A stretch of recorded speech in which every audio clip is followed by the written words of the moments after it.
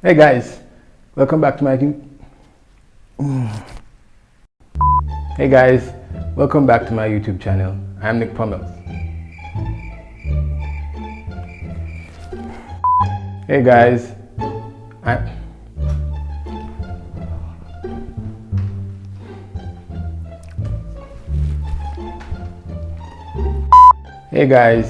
I'm Nick Pummels, and welcome back to my YouTube channel. So today we're looking at the iPad Pro 2020. Now, is it a laptop or is it just an iPad? Can it replace your daily driver? We'll find out in the upcoming review.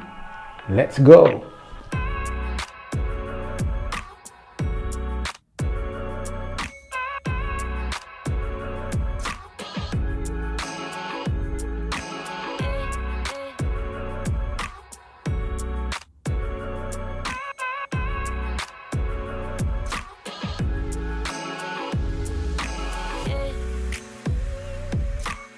Apple's new iPad Pro isn't a major improvement over the 2018 model, but there has been big changes, adding trackpad and mouse support.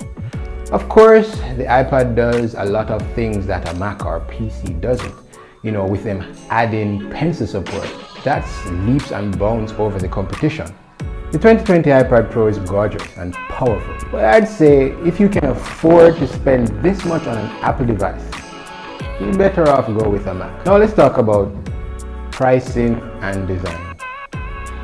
As I looked into the 11-inch model of the iPad Pro, I kept running into a few nicks and clicks here and there of its towering price. The absolute base model, which is the 11-inch unit, that comes with Wi-Fi and 128 gigs of storage, costs $799. That's the same as you could probably get a MacBook Air for that price, or maybe just a little bit more, $999. It's safe to say that the mouse and trackpad support is a game changer for people trying to use a tablet in an office context. When you're really busy typing on an attached keyboard, the more you raise your hand to the screen is a pain. It's even more of a pain to use the various oddball gestures to do things like split the screen or other various gestures. Paired with an Apple Magic trackpad, which I don't have one. On the other hand, that's a game changer. However, I use the trackpad on the Magic Keyboard to perform these same gestures such as browsing, email, Office opening a document, flicking to zoom or to pinch to zoom or drag and drop. All those things work perfectly with the trackpad on the Magic Keyboard. Though, I would have wished that Apple would have made the keyboard, the trackpad, just a tad wider or just a tad bigger to get those gestures a little bit more fluid. I do a lot of typing. I used to hate typing on the iPad screen itself because then you have to nitpick and touch each part of the screen specifically. But with the Magic Keyboard, the satisfaction of that down press and that spring back of the keyboard, the travel of the key is just superb. It's there. And for that, I'm really, really grateful that Apple really thought this through before designing this Magic Keyboard to go with this beautiful device. Over the years, iPad apps have grown very cozy with cloud-based storage services.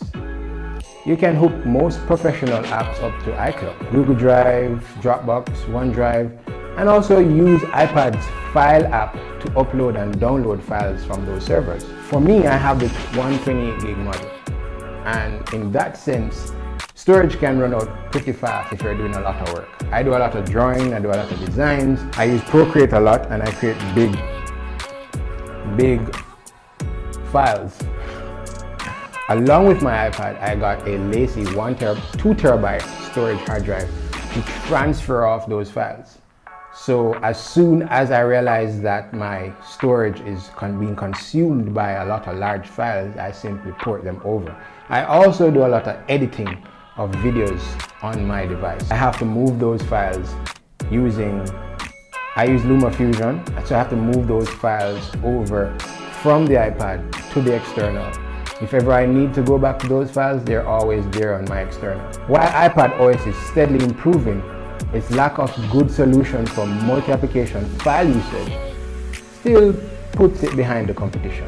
I must be honest though, I haven't really tested the cameras, and based on the specs, the iPad Pro has a 12 megapixel main rear camera and a 10 megapixel 0.5x wide angle rear camera and a 7 megapixel front facing camera. While the main camera takes fine photos as good as an iPhone 8, the ergonomics are obviously poor for taking photos with a 12-inch or 11-inch camera tablet. And the main camera's primary use is probably to feed those augmented reality apps. It does have a lot of augmented reality stuff about it. The front-facing camera is the same as before, 7 megapixels and an f2.2 with added depth information from the infrared or the IR face recognition camera. HDR, portrait mode, and 4K video recording are all available. It's terrific for video calling, FaceTime, and Zoom, which most people are using so much today. The iPad Pro carries one single port, and that's a USB-C.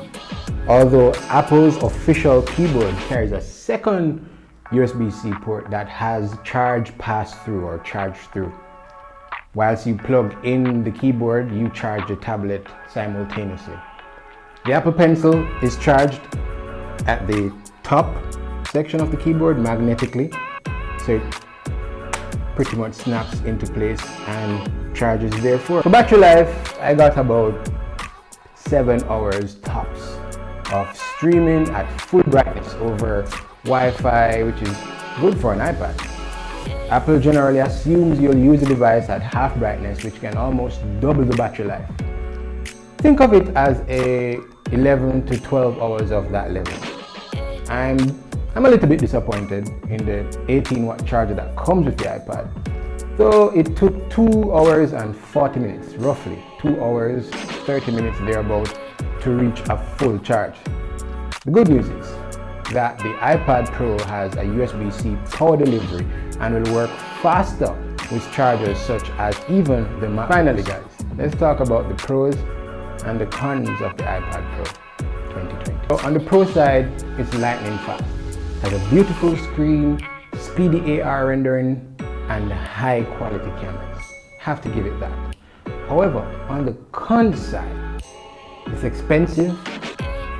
The 12.9-inch model is pretty uncomfortable to hold in the hand. It's pretty large, even though I have the 11-inch model.